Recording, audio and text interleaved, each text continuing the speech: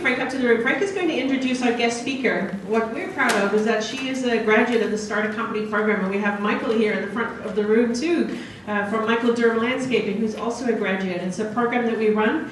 It is a grant program. It has $5,000 attached to the program, and it's amazing.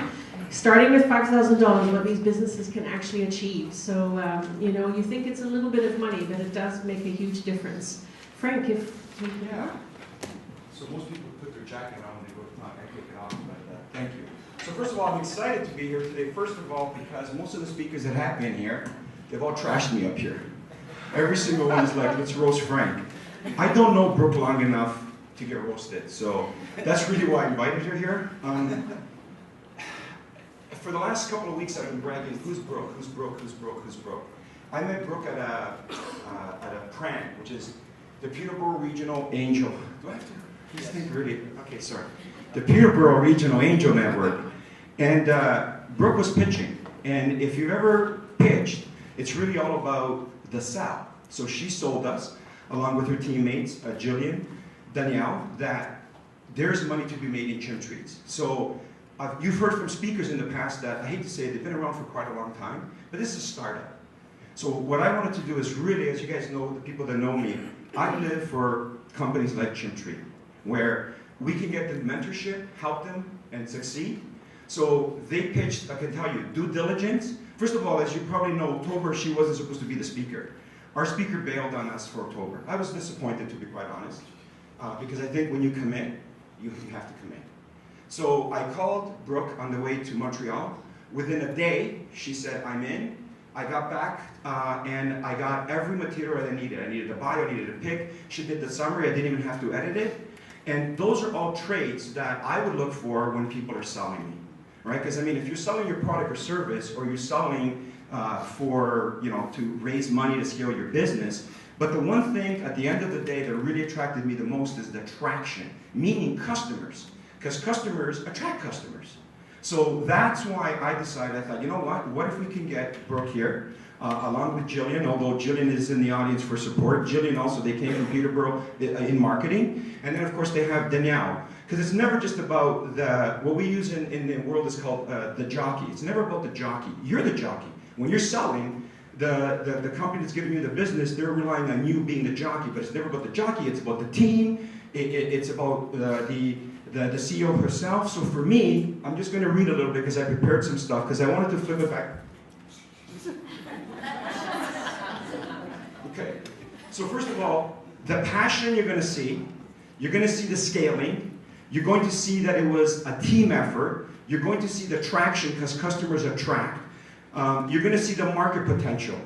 The market potential, what I mean is in your business, you should know what is the potential. So when I'm looking for investment, I'm not looking, can I make money and will Jay, my financial advisor, be happy? I'm looking to see, will it be able to scale? So when you're selling, you're not just going to sell what you're selling, you're always going to try to sell additional service. Can you scale that account? I'm just trying to sort of make the relationship, if you will. And then, of course, return on my investment.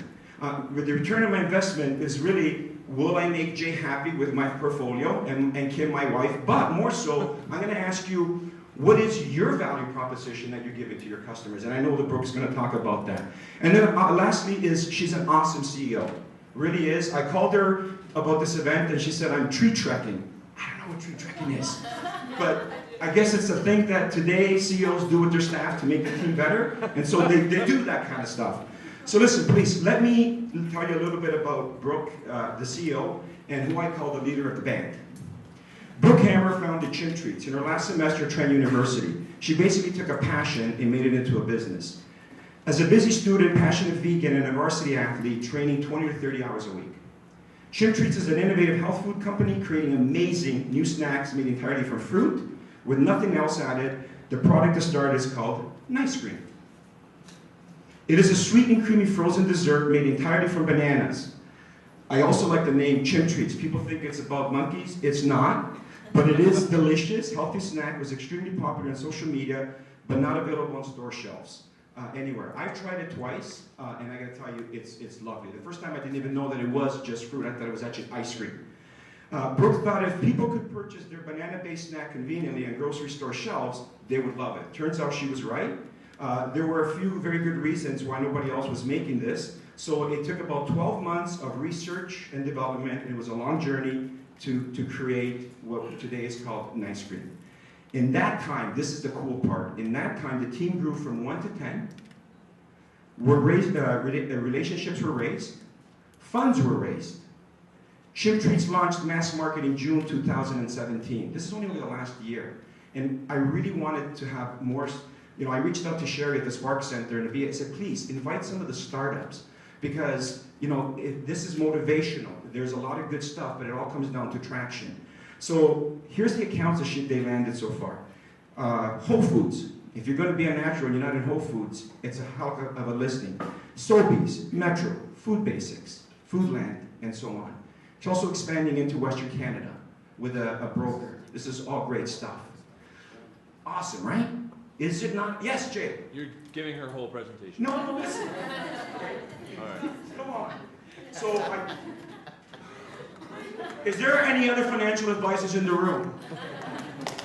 She really inspires me, and I know that she will inspire you, not only as an entrepreneur, as a person, but with her amazing story. So please, help me, all the way from Peterborough, of 35115, a big round of applause, jury welcome for Brooke. Thank you, Frank. Awesome. Thank you, Frank, and thank you, everyone, for coming out today. I'm excited to be here and hopefully provide some value, some good insight and advice that's helped me along the way land some pretty great accounts and set ourselves up for success. Jay was not kidding. Those were my first 5 slides. So as Frank mentioned, Chimp Treats, innovative health food company, basically our goal is to make amazing new products, not another juice or another fruit roll-up, something like that. New products that have never been on grocery store shelves before that are made entirely from fruit. So our vision is really to raise the bar for the health food industry. And as Frank mentioned, the signature product that started it all was, I only have a couple more slides that I'm going to start with that with. So Nice Cream, it's basically a frozen dessert, a lot like ice cream, but it's made entirely from fruit with nothing else added. So our original flavor, the banana, is literally one ingredient, just straight up bananas. So it's 60 calories a serving, fat-free, all naturally, literally a quarter of the calories and other nutrients as are in traditional ice cream. So our unique selling proposition, I'm going to go through kind of our company stuff pretty quickly, and then I'll talk more about the history and then more into lessons learned. So as you can imagine, our biggest selling feature is that it's made entirely from fruit. It's one ingredient. It's the only one on the market. There's nothing else like it. And what's really great is that it's not a fad or a trend. You can look at, high-protein ice cream with, kale in it, things like that. And those are things that are really specific to North America and that are going to die off over time. Trends come and go.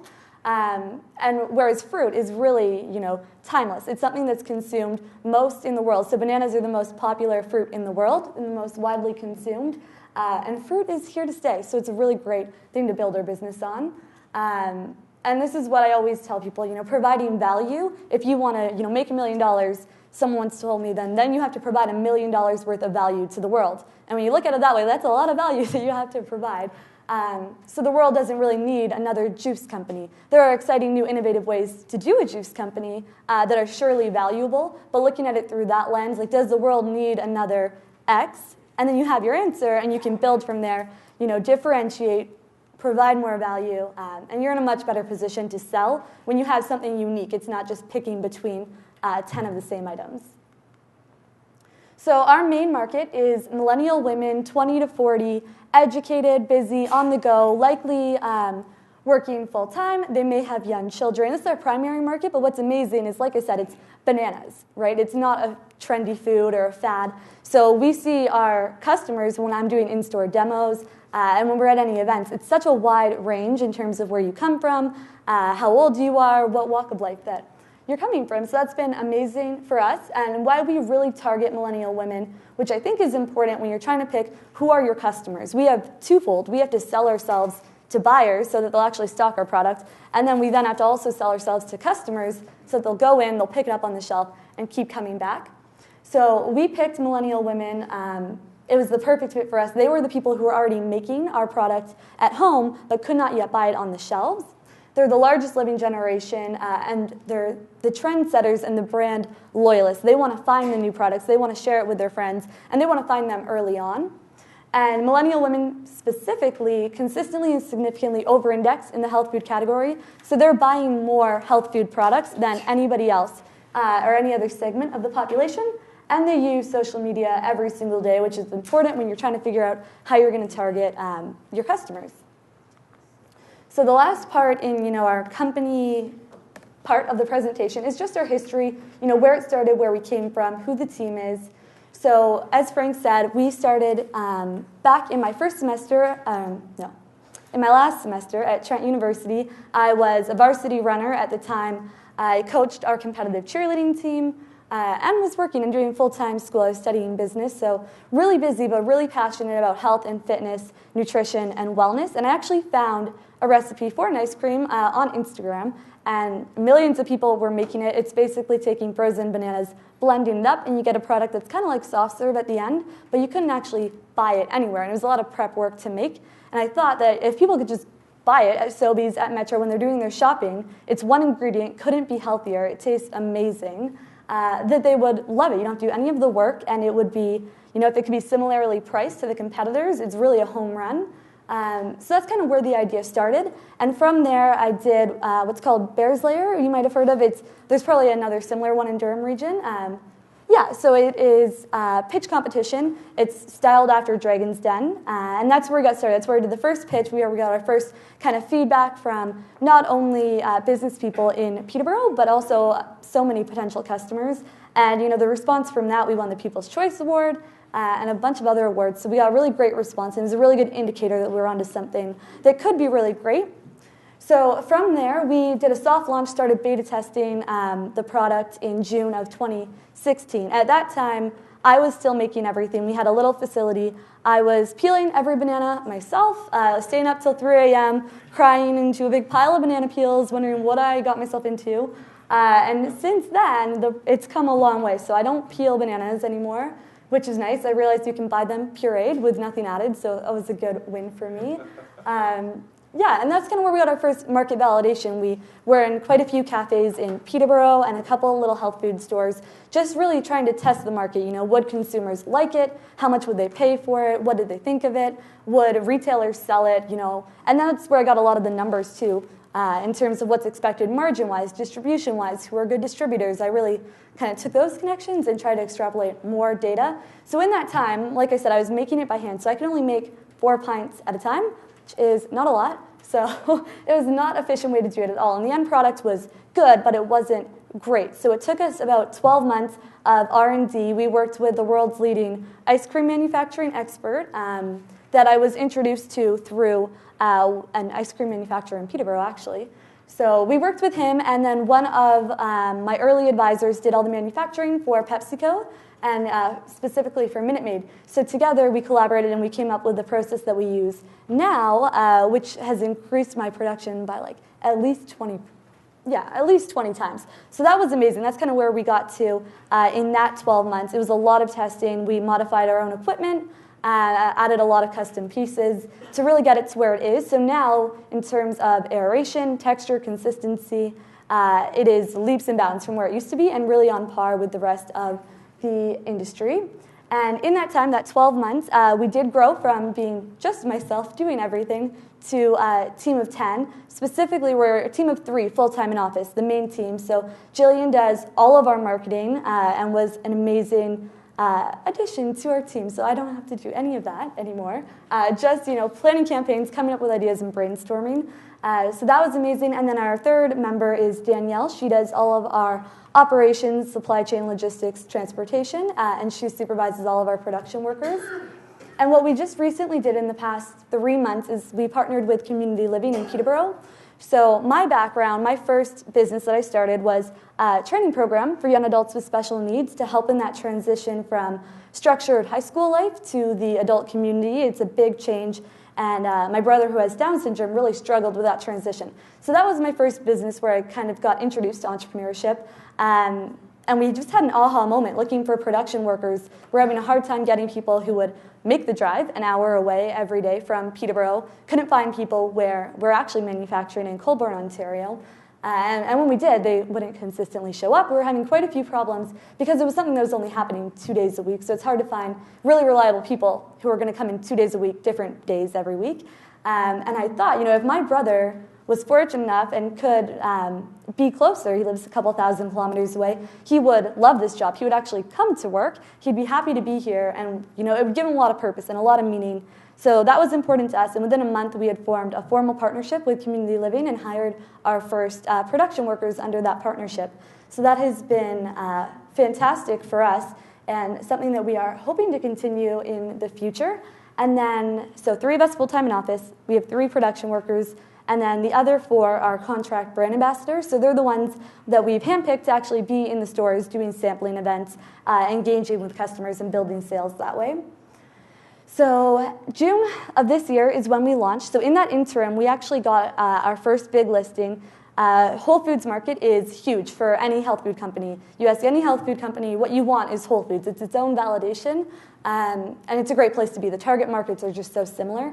And we got Whole Foods before we had even launched. So they were extremely excited about the product, and it's a really good testament to how powerful it can be when you have, the right people and the right products going to the right buyer. When you're trying to make it work in terms of your offering to who you're trying to buy to, it's a lot harder. But when you have it all together and you have what they call, a perfect Whole Foods product, you're in a much better position. So picking the right people to get traction early on was important, but that happened in February. So getting that February listing, it only went on the shelves last week, was it? Yeah, last week. So it takes an extremely long time. You do need to make money in the meantime, I have learned. So we partnered, people like that. So we partnered with actually the world's biggest natural food distributor. What was nice is when you get Whole Foods, they kind of have to distribute your product. They have their own little relationship. So we got in with them. And luckily in the past few months, we were able to build the amount of independence. I think we're in Foodland here in Whitby and a few other locations. A lot in the GTA, Fiesta Farms, Sweet Potato. So we built our base that way so that we had some income coming in, places to actually direct customers to while these bigger accounts were taking place. And then the next exciting thing that's happening is that we are doing a pilot with Metro and Food Basics. So they already have the order, but it's not hitting shelves until the first week of November. And with that being successful, we really want to expand that nationally. And as Frank mentioned, we're expanding out west, and that's actually happening next month, that we're going to be available out west, and we are going to be in the U.S. market in March or April of next year. So we have a lot of exciting things happening, and finally these bigger accounts that we've been working on for so long are actually being realized. So instead of telling people that we have these great things coming, we can actually now point people to the shelves that they're on. It's much easier to sell products when you actually have credible places to point people to, I have found. So yeah. And so those are our plans for growth. So I'm going to switch over a little bit into just some of the lessons that I've learned along the way, having known a bit about business, but nothing about the food industry. So everything is a little through the lens of consumer packaged goods, definitely applicable for services and other businesses, but it is what I know best and what I've been doing. And then at the end, if anybody has any questions, feel free to ask. So the first thing and the worst thing is all the research that goes into it in terms of, for me, it was a lot of regulations in food safety, manufacturing requirements, certificates, all of these things that need to be in place. And it did. It took a lot of research. It helps a lot if you can get connected with someone who's already doing it, and they can kind of guide you through what they had to do, what they have in place. But you definitely need to know inside and out, what other products are there that retailers could choose. Or customers could choose, and what partnerships you need to build. So for me, I needed to find a distributor who would actually distribute my products. You could need transportation from you to them. And of course, retailers. Do you need to work with a broker yet is a really good question. We're starting that now to help us enter the US market. But those are kind of the 3 main partnerships that you're going to need to build if you're doing any kind of consumer packaged good. The other thing that was harder to find and that I learned along the way when people said no was what margins are expected from each player. And I did know, of course, that everybody takes a cut, and that's just how it works and how business is done. But you'll find that there's standard margins, and then some players, if they're big enough, they'll take whatever they want because there's nobody else. We found that, and in that case, that was the case for us with our main distributor. They do all the specialty health food stores, and they take ridiculous margin, in my perspective, but we have a secondary distributor that does all of our mass market, and they take a full $1 less per unit, like literally less than half of what the other company takes. So knowing what's expected so that you're not stuck in a deal like that and thinking that that's standard it is really important. And it's not actually something that's extremely easy to find because it's different for every category. For frozen food, they want it around 30%. For some, they want 50%, some they want more. So your best bet there is really talking to people in that industry. Luckily, you can ask a distributor what's expected. I'm sure they'll tell you if you're off. It's much better, though, if you know before you go into it. I talked about legal regulations. Labeling requirements were a big one. We've definitely had blunders that way where we've had to fix labeling and some had gone to waste. Like, do you need to be Quebec compliant or bilingual? What is the difference?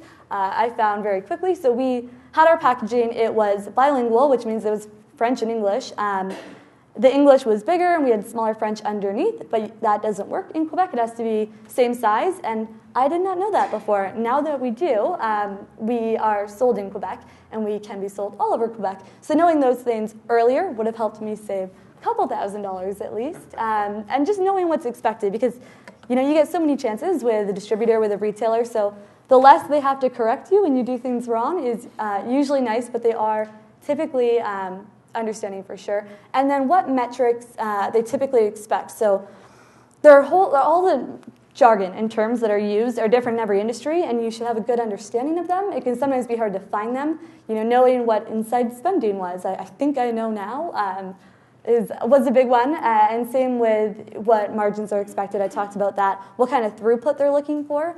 That's one that I only just recently got solid numbers from our broker. So how many products per week should you be moving through their store for them to want to keep you in their store, basically? It's actually lower than I expected. Our throughput is much higher than what that minimum is. They were expecting 4 to 5 per week, and we're sitting around like a case and a half, which is like 12 units.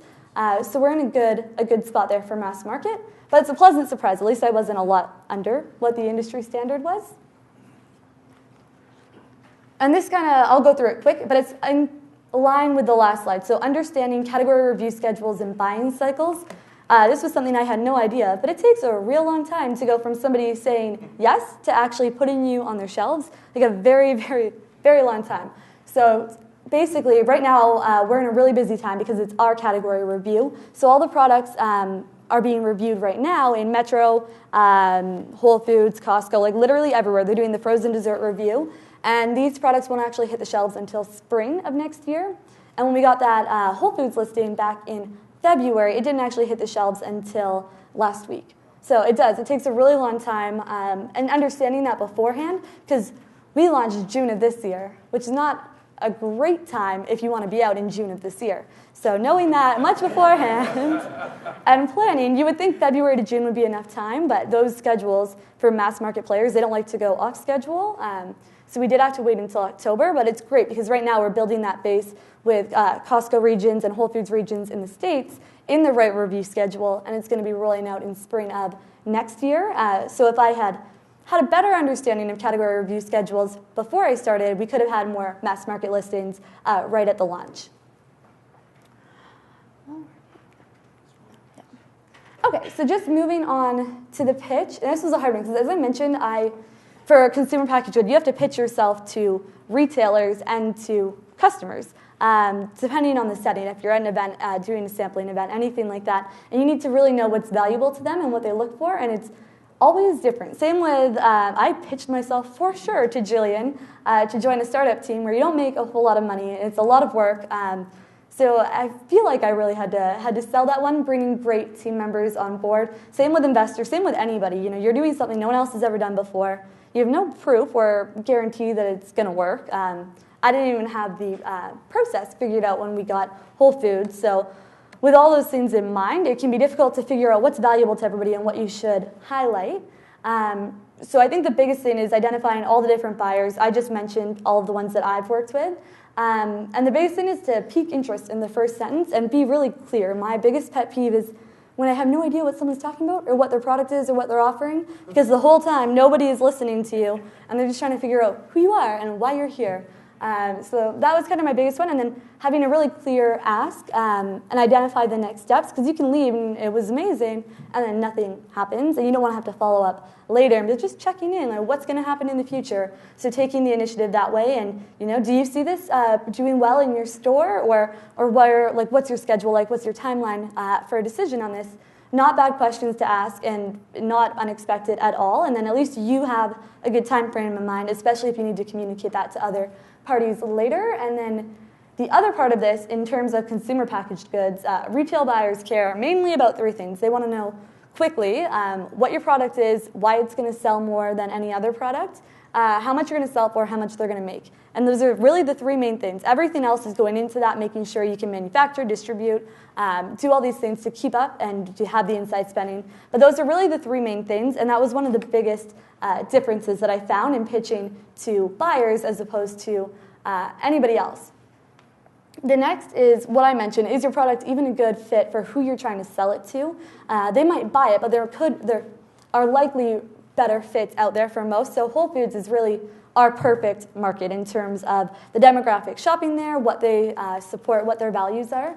So they actually said no at first because we only had the banana product. We just had the one, straight up bananas. They don't like that, just having one product gets lost in a store. So they said yes, but we need three, at least three. They wanted to give me a full shelf of the 7 facings so that it would actually be seen in the store.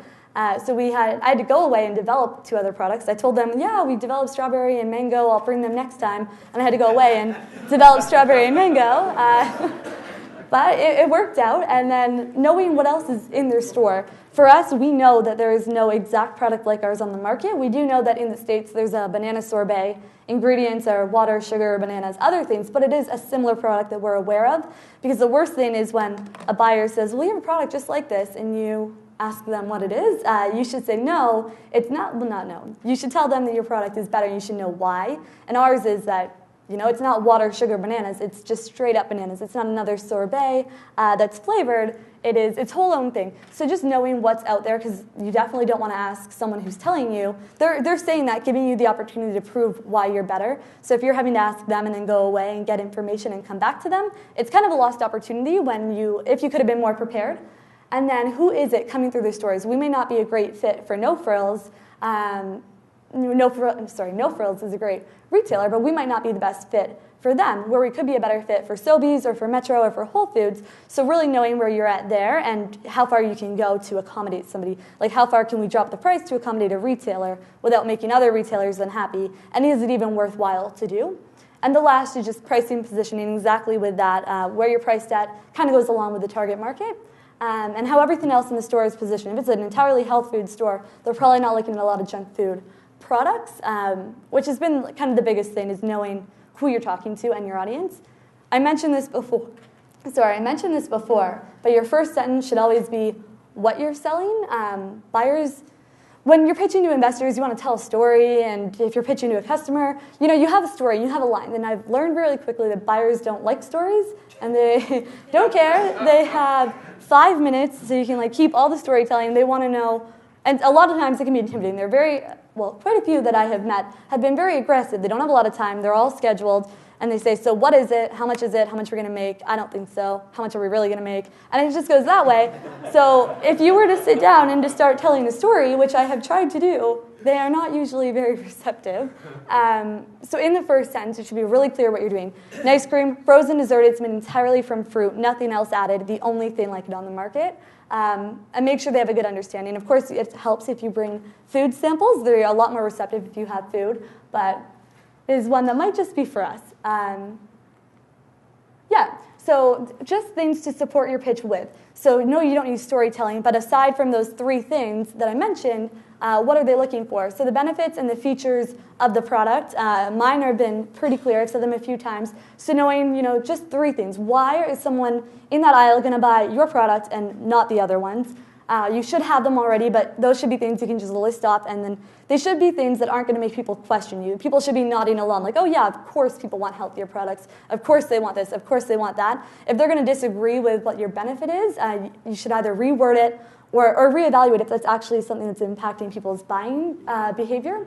The other is market trends. So for us, people are moving towards more natural, healthier, smaller ingredient lists. They're going back to fruit, shying away from all the artificial ingredients that made things low calorie through chemicals, and we're really coming a long way in terms of being conscious or cautious about what's in our food.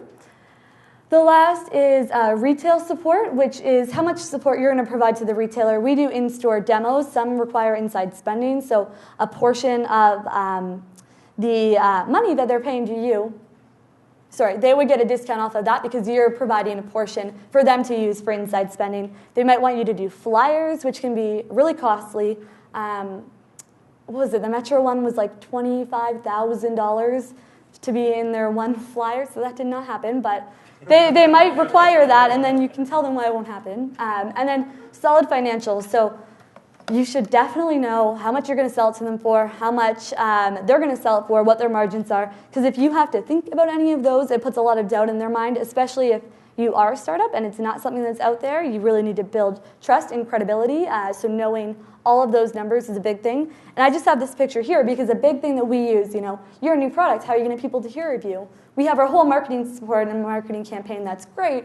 We have brand ambassadors there doing demos. That's fantastic too. What about when we're not there? And what I always say is, in an aisle of brown and cream and gray, ours is bright blue and pink and yellow and orange, and it stands out and pops off the shelf. So we took this, it's actually at Whole Foods, where we're positioned. You can't tell in this picture, but we are lower priced than the other two, and just walking by, it catches your attention. Everything's brown and dark, and ours is bright blue, which was intentional and helps draw attention when we don't have brand ambassadors there, or if we're not spending a ridiculous amount of money so that everybody in the world knows who we are.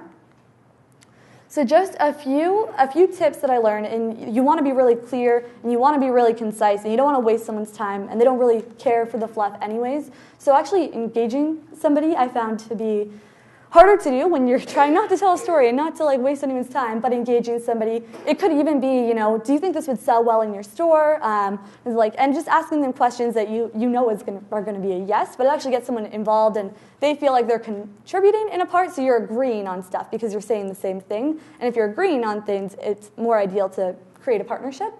Instill confidence. I have a slide on that after with actual examples of how I could instill confidence into big buyers to list our products without, ridiculous traction or sales behind us. And then, like I said, knowing your numbers and knowing the industry. What are the actual trends? Because they will know if you're not telling them the right things. And having a really clear ask at the end so it's not just left hanging. And then what I always tell myself is the worst they can say is no. So yes, I was ready for the account before I went. And if they had said, when they say yes, I can accommodate it. But if they say no, that's really the worst thing they can say. So I think the worst thing you could do is hold off on all the big people because you're not ready yet or you don't think you're ready. You want to build the base. Because for a product like ours, we need to go out there far and fast, quickly, and gain a place in the market. And you can't do that by being hesitant or laying back or trying to prove the model or prove anything further. So the worst that they can say is no. So Frank was talking about this earlier. So you are your startup. So at first, it was just me. I was the only person, and how people perceive you matters a lot. So what a buyer explained to me one time is, which is obvious, but the way he explained it was really impactful. So if they're going to list my product, that means they're going to take somebody else's product off the shelves or decrease the amount of facings that they're going to get, and that's a big deal. That could be my product. So that's a whole other level of it. So for them to take that risk, to give you the shelf space that is already earning money, the product is already moving, but now they're going to give part of that shelf to you. They need to trust you and have faith that you can actually follow through with the deal. So I think the biggest things that I have found when going into the meetings is to be positive, be a good reflection of your brand, be confident, and most importantly, know everything. So literally any question, typically, that a buyer could ask me, I know the answers for inside and out. And if you, for whatever reason, they throw you a curveball and you don't, there are professional ways to handle it. But really knowing and preparing for everything that could happen helps people to instill trust, and knowing and selling your own chain. So what they care about is, can you make enough? If this takes off, how are you going to scale your production? Distribution-wise, how are you going to get it here? And what's your quality control like? Everything like that. So I wanted to add this because I don't like when people say you need to instill trust in buyers, and then it's like, well, how do I do that? So these are just some ideas, things that I have done. So one, like I said, know your market, know your industry, know the difference. So our market, we know our market. It is the millennial women. That's our primary market. And our industry is the health food industry, and we know it inside and out. And it's really important because so do the people that you're talking about, and they're going to know if you don't actually know. And then a really big thing is talking up your team and mentioning them by name. So when they're talking about operations, I don't just say, oh, we have this, we have that. I tell them we have an amazing operations manager. Her name is Danielle Dickinson. This is what she does. This is why she's amazing. And, it builds kind of a personal connection, too, when they know who's on your team. And it's not just, there's some other people back there peeling bananas and doing things. They actually have names to them. So that can be a really powerful thing, and it kind of makes it more than just you, even if you are a small team. And then, so our big thing was highlighting consumer acceptance and trade support. So if you have any traction, if you've sold at farmers markets, if you've done literally anything, if you're an app and you've done some beta testing, whatever you have, highlighting that in the best positive way, and trade support's a big one. So luckily, we can say, we got Whole Foods on board, we have things like that. So as you get those accounts, really build them up and use them to get more accounts because, if Whole Foods is going to sell it, it has a lot of smaller health food companies sold on buying it already. And the last, as I mentioned, is when you present your actual operational capacities, how you manufacture, how much you can manufacture, how you can scale that, how your distribution channel works, what your pricing is like, really knowing that inside and out and presenting it so that they agree that it's rock solid, because that's really the biggest doubt in their mind. Like for Costco US, if they place a $250,000 order, can we deliver on that? And they're going to give us this full pallet of shelf space in their freezer. So really laying those concerns to rest. And a big part of that is how you present yourself, but also actually having it figured out and knowing everything inside and out. Okay. So this one is invest reasonably in the right materials, from sales materials to your website, all these things, especially in the food industry. It's so visually driven. Like all you see when you're walking by is the packaging. And I have been told that we have amazing packaging, and I designed it, so that is amazing.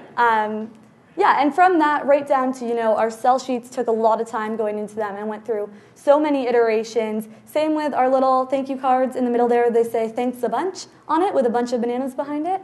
And little things like that, and actually sending the thank you notes helps a lot. So making sure that everything is consistently branded adds, of course, professionalism, credibility, and it helps instill trust in buyers that you're going to effectively market your products later if you can actually market it to them. So when I go in, I have our little portfolios that we had made up. They say Chimp treats fueled by fruit on the front, and they're yellow on the inside. And it matches our business cards and our sell sheet and everything that we're doing. And it isn't a huge investment. I designed everything myself, so just costs a whole lot of time. So not a huge investment, but definitely worthwhile, especially if you're trying to convince someone that you are credible, you're going to grow, and you have everything really figured out. And then, for packaging. So as I had a few slides back, studying the industry, like I went into a health food store, and it was like all brown and cream and gray. So seeing what everyone else is doing, and how can you be unique and different from that. The worst thing is if someone looks at your branding and is like, oh yeah, that looks like, oh wait, it's not them. Or if you're just another brown or cream packaging in that aisle. So really figuring out how you can stand out there was important for us, because now we have, in my opinion, the best packaging in the aisle. A very humble opinion. So these are just some examples of our cohesive branding, from our business cards to our sell sheet. That's just like the homepage of our website, and everything's that same branding, like bright, clean, fresh, fun. That's what we go for in everything. And it's worked really well for us so far, and specifically retail buyers have really liked our branding. It's very unique and appeals to them. So this is one of my last slides. So this has been great for us, and something that Jillian's really taken the reins for and has done really well with is getting other people talking and selling your products. So social media has been great for us. We've used influencers, so people who have big followings on social media, and they already have the attention of our target market. Our target market trusts them. They follow them and trust what they're saying more than they would trust what we're just saying in a boosted post, basically. So we have a few examples here, coloring's a little bit off, of The Kind Blonde and Abby's Kitchen, both big influencers in Toronto who we've collaborated with. Sometimes it costs a little bit of money, sometimes it's free. we have a lot of people luckily coming to us who love what we're doing and want to collaborate. So a lot of times it's us dropping off an awesome little package with them for all of the product, and then they'll post about it. And sometimes it can be a couple $100 up to $500. It depends what your budget is like, but you can absolutely do it for free. And then just a couple other pictures that we've had been posted as well. And that little investment of, maybe it's $50, maybe it was free, maybe it was only product. To get our product into the right hands has went so much further than any other digital campaign could when it's done properly and everything's in line. So a big one for me that I had no idea of was researching where your customers congregate so that you can plan how you're going to get to them. So where do they go? Where do they actually make these decisions? How can I get to them? So we have the two levels. So buyers we connect with at trade shows. We did one back in April, which was just a little tabletop show where we connected with the first buyers who launched us. And then we just came off of CHFA last month, which is the industry's biggest, the country's biggest natural food trade show. And we connected with Loblaws and Zehrs and Walmart and Amazon and all these amazing buyers that I would never get a face-to-face with without a personal introduction. So it's a really great place to meet buyers, and what you'll see is that you're seeing them again and again, and you're getting stuck in their brain and they remember you. So that was great from the last one. So many people have remembered us, or they come up and they say, oh, we just ordered this, we're waiting for it to come in. And then when you're there, what we do is a show deal. It's what a lot of companies do. Pardon me. So to incentivize it, it's harder to put out, a coupon or to do free products, especially if you're frozen because you can't mail it to people. But to incentivize buyers to make that decision then instead of waiting till whenever they normally would, you do a show deal. So everybody who orders from that show gets their first order for 25% off. It's typically 15 to 20. And if you have an innovative new product, that 5% doesn't cost you a lot of money, and it really kind of pushes it over the edge. OMAFRA events, so Metro, Longo, so many of the Canadian grocery retailers work with OMAFRA. It's the Ontario Ministry of Agriculture, Food, something, and they, I got lost after food, but basically they've partnered, so these bigger companies want to support Ontario manufacturers, Ontario food products, and this is how they get connected. So that's how we got our Metro pilot, was if you're not connected with OMAFRA and you create a food product, it's a great connection to make, because Metro issued us an expression of interest through OMAFRA's database and identified that we were one of the companies they'd potentially like to work with.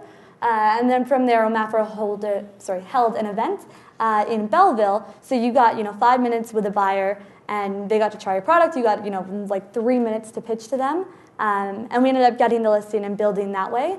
And Longo's goes through the same process, so that's a whole other avenue, really. And those are people who are looking for products like yours, not things that are already an international success, things that are made right here in Canada. So that was great for us. And then the other way that we communicate with buyers is through distributor catalogs. It was required that we advertise right in the beginning, but basically all of the retailers get a catalog from their distributor. That's where they get all the item information to do all of their ordering and see what's new in the market. So you can always advertise in those, and that was fantastic, getting the word out when nobody knew about us.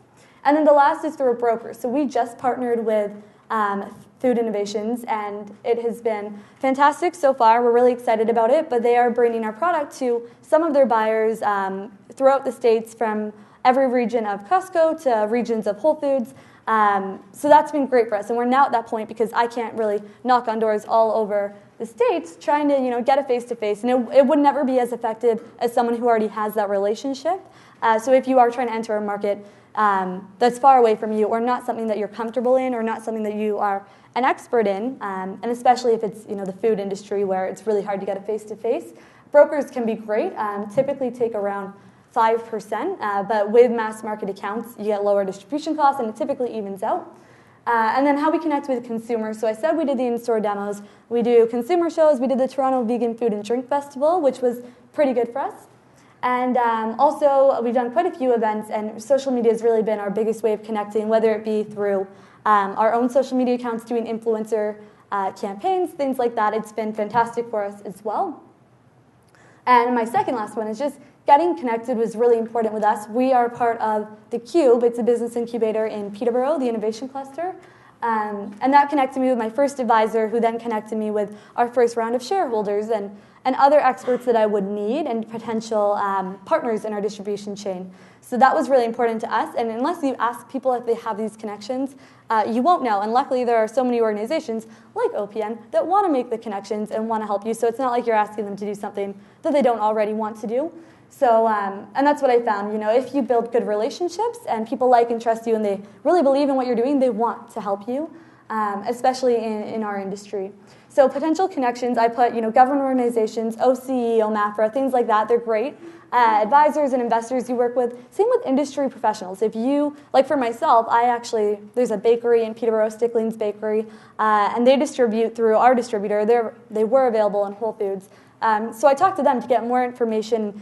Who do you work with distribution-wise? Like, can you introduce me to them? Things like that. And you would be surprised, especially if you're not an extremely competitive product. There's not a lot of downside for them to help somebody else in the community out.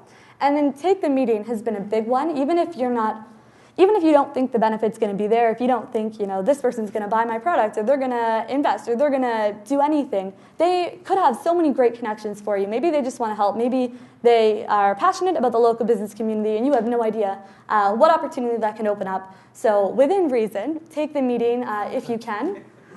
Yeah, within reason, I feel. And then just my last slide here is, chasing after the dream accounts. Whole Foods was one that I thought, in a couple of years, maybe I'll be in Whole Foods. And if I hadn't asked in the beginning, I would have never known. And make money in the meantime is really the last takeaway. So thank you. And if anybody has questions?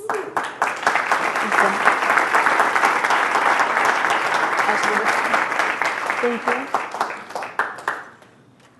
Yes. I have one. So everyone here has either hired someone or maybe have to hire someone at some point. So you said you had to pitch up your first employee. You didn't sell her on feeling bananas. No, I did not. So what was the pitch? Yeah, so really when it's working in a startup, it's being a part of something. It helps a lot if the person is passionate about what you're doing, which was apparent, and that was one of my earlier questions, and you can see in the job description that I made it really talked up how awesome it is to work in a startup, and not just trying to sell it for the sake of selling it. Like, it really is awesome to be a part of something so amazing and something that's actually going to hopefully change the way that a system works or the way that an industry works. So that's an amazing thing to want to be a part of, and positioning that properly. Also, you get a lot more control when you come into a startup. Jillian does all of our marketing. She does an amazing job. And if you're coming into a really established company, you don't just get to take the reins and do whatever. Not that Jillian does whatever she wants, but you don't get as much control. And that can be really attractive to people who want to work in a startup, is to really own something and have it their own and have the success that comes out of that be accountable to them. There isn't a whole lot of money to be made, but when you're working for the right company, you believe in it, you know that eventually, the lucrative aspect will come, and selling that really. And yeah, so they're kind of the three major things that sold it, and it helps a lot that both Danielle and Jillian wanted to be a part of it and believe in what we're doing and the product, and we've been fortunate that our shareholders are the same. They believe in what we're doing, and same with our advisors, so we've been very lucky that way, that everyone we do business with and work with is excited about what we're doing and are people that we actually want to be doing business with. Yeah. Awesome. First of all, congratulations on your packaging. Thank you. You walk by the shelf, and I'm sure there's one of the big companies out there saying, "Oh, it's got to be brown. It's got to be brown," because everybody else is. Yeah. So, can you talk a bit about your market validation at the start?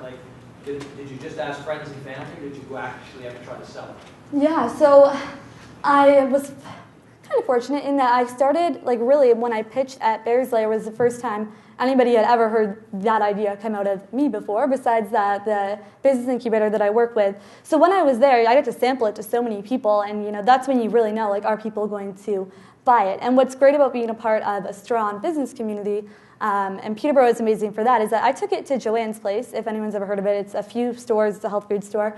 And it was literally in a plastic container. It didn't look like Tupperware. It was a little bit better. It was in a plastic container. And they told me that they would sell it, which was amazing. Obviously not in that packaging. And the packaging has come so far since then. But we were fortunate to get a few cafes and that health place, the health food store, under our belt as well. So we really got our market validation by softly entering the market. One of my friends, who's also a part of our business incubator, owns a cafe, and that's where we did our launch party, and that's where she sold it for me as well. And doing a lot of sampling events and actually talking to people. Like I still do lots of demos. We're doing demos the next couple weekends, so that was big as well. But it was actually the majority of our market validation came from softly entering the market in a few little cafes in the health food store. Yeah. Anybody else have any questions? Yep. So one of the reasons that I came here, because the pitch in the email said, go up to your big accounts without traction proof. Yeah. So I have a new idea, you have a new idea. Yeah. And the first thing I hear usually is, Dragon's Den, or pitch it to Oprah. Or do your business plan, 5-year sales projections. Yeah. And it keeps coming back to, you don't have proof. You keep Yeah. saying they have to believe in you and you have to feel confident. And yeah, I had zero sales when we did the Whole Foods one. So my ask is, yeah. When does all this nonsense about doing 5-year sales projections drop off? Here's my sample, taste it, but you can't give them 5-year sales projections. Yeah, well, even if you did, it would all just be like words on paper, because you don't know what you don't know, and if it's never even been in the market, you can't estimate throughput, anything like that. And it's very frustrating when someone's like, how much are you going to make in 5 years? And you can't accurately answer that question. So really, we were fortunate that working with Whole Foods, their concern, making it clear it's a new innovative product and we want you guys to be the first ones to have it is great. And their questions weren't so much how much, they wanted estimations for how much we thought throughput would be. But if you start with the smaller buyers like Joann's and the cafes where we got some throughput information, they definitely don't ask how much we think it's going to sell, which was great. So we got those little soft ones. And then at Whole Foods, we estimated probably 1.5 2 cases per week and really sold them that with capacity, with our scaling, we could actually manufacture what they needed.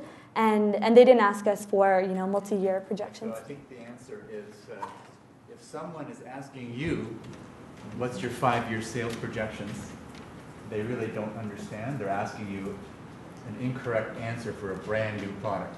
Yeah, it's there's like, no why way aren't you to on know. Dragon's Den yet? They don't really understand. You don't need to get there.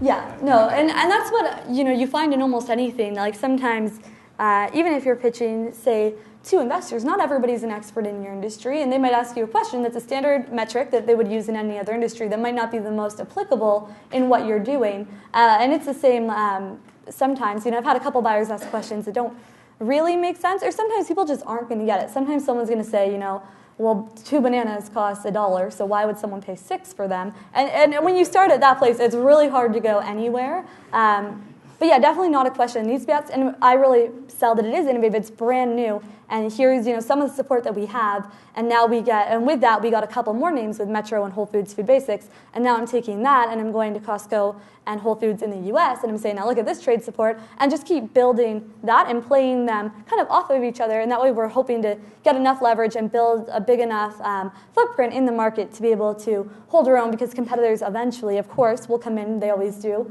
But that's our thing, is building them up off of each other.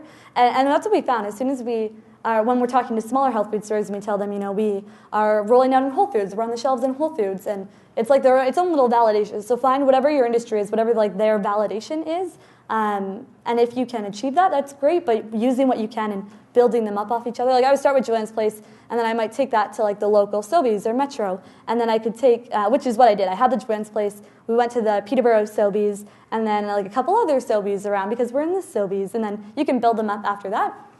Yeah. You're welcome. Awesome. Yeah. Go ahead, Oh, Jay. yeah. So you mentioned shareholders towards the end there. Yeah. Have you had to give up ownership, parts of ownership as you've gone along here? We did a seed round, which was quite a while ago. It was before we had even figured out the process, and before we had even launched. So we didn't even know for sure that we would be able to make it. So it was a very early seed round that really funded our R&D, because it does obviously cost money to test out different manufacturing processes. So we did. We gave away 15% maybe at the time, and then I own the rest of that still. And then we're just wrapping up a convertible note now. So we don't see our Series A happening until for another 12 to 18 months. We want a full year and then a full summer, especially in the market, getting all the financial information, the throughput, and all of the sales reports so that we can accurately value the company. But we see our Series A in 12 to 18 months. Yeah. Awesome. Hey, Brooke, Yep. so thanks a bunch. No, I didn't mean Oh, you stole that. You got to credit Jillian for that. Do you send out, every time you get an order from a customer, you send them that thanks a bunch card? That's more for influencers. That's more for the Yeah, we don't actually get, which is not good and bad, we don't get any orders from customers. We get one big order from our distributor that kind of aggregates everybody, and then a month later we get the report that says what everybody ordered. So if we actually got it would be a lot of work, but it would be nice if we actually got real-time updates. When people place orders, we can thank them. We can offer demos, any kind of support that way. But yeah, it's good and bad, but we just get one large order, which is a lot easier on our end. I don't need more people to process them. So you, obviously, Innovation Cluster up in Peterborough, we have all those wonderful resources here in Durham as well. The BACD is one of them. The Spark Center is another. The same sort of concept. If I wasn't a member, and Jeffrey Potman is also a member of Peterborough, we never would have met Brooke, fair? I mean, Yeah. we never would have met her. So that's the beauty of our ecosystem here in Peterborough, is that this is available. David, to your point, while the buyer may not want to know, or you could prorate, as an investor in Chimp Treats, I would want to know what the 5-year revenue is, right? But she doesn't have it yet. Well, no, she does. But again, it's We have all projections. for the investors. Because at the end of the day, I don't want to be her friend for life, although they're wonderful people, is when do I get my return? Is there money to be made here? That's where they sold us that there is money. As a matter of fact, I think it's oversubscribed, meaning that there's more interest than she needs. And also the important thing is that she's scaling. They only need a certain amount of money to get them to a certain point. Then a certain amount to get them to a different point. And you don't always have to give away your company to who you ask, Jay, because you see it's a great demand product. Personally, I don't like convertible notes. I like preferred shares. But I'm doing this because I believe in the team, I believe in the jockey, and obviously I believe in the market potential, right? So hope that helps. But here, Durham, just like Peterborough, wonderful resources for you to tap into. Some of you are even here today just to meet Teresa for your own business. Or Spark Center, so they're here as well. And just one last thing, Teresa, can you talk about the mentor that helped you, Eves? Yeah, so... Because you need that one person. Sorry, there's somebody else. Yes, and then, so Yves LaFortune was the first mentor that I worked with, and he was what's called, I'm sure there's an equivalent here, an expert in residence at the Cube. So these are basically experts in their respective fields that will be paid. They don't really want to or need to, but in that transaction, so they're paid by the business incubator, and they will come and meet with businesses who are in that same field who could use guidance. So Yves, before retiring, he worked for Quaker, and he launched Gatorade here in Canada. So he's done the new product launch, new product development, and he was really mostly about marketing. So he was fantastic for us, and what's also great is that he's the director for Peterborough's Angel Network, so he knows all the members and could really help us with what our investors looking for and how we should, present our pitch, how we should present what it is that we're offering in an attractive way to gain interest there. So he actually connected us with our first round of shareholders from a year ago now. So that was amazing, and it continues to help us, and we're a little less reliant on him now, a little bit, so he can golf more, as he says. But that was a really good connection to be made. And, I wouldn't have known if I hadn't taken that first meeting that it would have been such a valuable connection. And he is going to be a part of the company for its duration for sure and has been super valuable. And the only thing that I was going to say is for our projections, we used all of our throughput information from our Sobeys and our Foodlands and used those with accounts that we're working with now with conservative growth rates. But we needed at least some throughput information. And if you don't have it and you need to make forecasts, you could do some research and figure out what the standard throughput would be for whatever it is that you're selling. For frozen desserts, it's 5 or 6 units per week. So it's less than one a day, which is less than I thought, which is kind of that volume that retailers want to see. So it depends what you're doing, but that information could be acquired sometimes online, sometimes through a broker or a distributor. Even if you're not working or signed with them, they could still provide that. And the worst thing they're going to say is that no, they won't tell you, or they won't answer you. Either way, nothing lost there. Yeah. Dave, you have a question? Sure. Yes. Can you speak about your promotion strategy as you move forward? Obviously, projections are one thing. Yeah. But the promotion side of it, how you build your business, is going to be key as you move forward. What are you anticipating?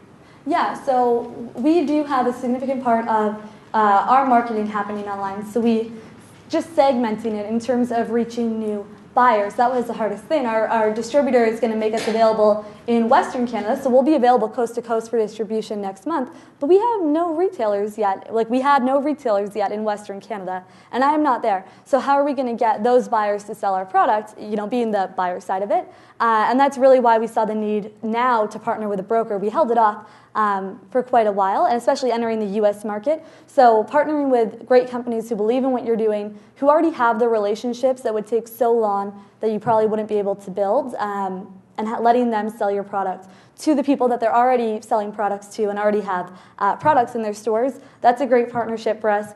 Keeping going with the trade shows has been good, and still with the distributor advertising in their catalogs, especially seasonally. We're not extremely seasonal. Ice cream is slightly seasonal, but much less so if you're health food or you're one of the healthier options in the ice cream industry. So how do you stay focused with your millennial mom? Yeah, so As the driver, they're still your... Yeah, so that's kind of was the buyer's lens. And then for consumers, a really big part of it is on digital marketing. So right now, luckily, Jillian lived out west for a long time, and she's a good, understanding of the demographic and how it works out there, which has been amazing. So a big part of it is digital. We've connected with a bunch of influencers and different marketing people out there, same with people who work in the media out there to help us as we launch. So making those connections in terms of all the media, and of course we'll do some digital advertising as well. We're looking into a few other things. Consumer events have been great for us. Same with what we're going to do next year is, what we're going to do this year, and it's going to happen next year, is I was a varsity runner, but if anyone's ever ran a 5K or a marathon, at the end they give you a banana or an apple. We want to sponsor one and give out our product at the end, and those are the people who would be buying our product. So sponsorship opportunities like that don't really cost us a lot of money. It's really product and time, but that get your product in the right hands of people it will continue to be really helpful for us. Same with the Toronto Vegan Festival was great as well, and with the sampling program. That's something, especially if you have a new product, retailers are going to demand it, and eventually, Metro or Sobeys, I think, Metro or Sobeys, outside of our pilot program, it's like $500 a day if you want to do sampling. So that is a significant cost, but it's a lot of the times necessary for that deal to happen. Yeah, so those are kind of the biggest parts of it, mixing different kinds of marketing, but a lot of it is still digital. Yeah, awesome. Yep. Any plans? I don't know how the industry actually works in terms of with your distributors and whatnot. Is there any plans to sell in the online world, which is expanding? Yeah, sorry, Jillian just went, up here. So, more and more people are buying everything. yeah, and you see that a lot. Ice cream shipping, so e-commerce in the ice cream industry is very common in the US. It's a lot more cost effective to ship, and there might be a couple small ones, but in terms of the actual products that are available in grocery stores right now, they don't ship online. And there are a couple that do, and it's $60 extra for shipping. So they don't ship a lot, I can tell you that. So shipping frozen ice cream? Yeah, because you need an insulated cooler and you need dry ice, and it has to be overnighted to wherever it is that it's going. So it's a lot more cost effective in the US. You see Halo Top, Arctic Zero, all these companies do it, and it would be so amazing to do that. But what we're going to do is there's a retailer, iceCreamSource.net, something like that, and they're huge, and they are in the States, and they do e-commerce for ice cream, but they aggregate it. So instead of all the brands managing their own ice cream distribution, they would do that. So people can order one of everything if they want, but they most likely would not, from icecreamsource.net, and then they will ship it. It's in the States, so we wouldn't have to manage that, and we have a meeting with them actually on Friday that Jillian organized, so we're hoping that will help us as we enter the U.S. market too. So if we're not precisely where somebody is, they could still have an opportunity to try it.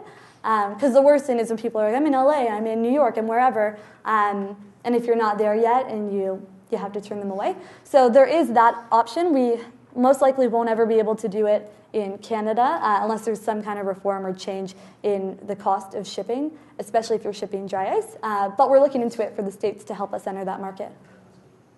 Yeah.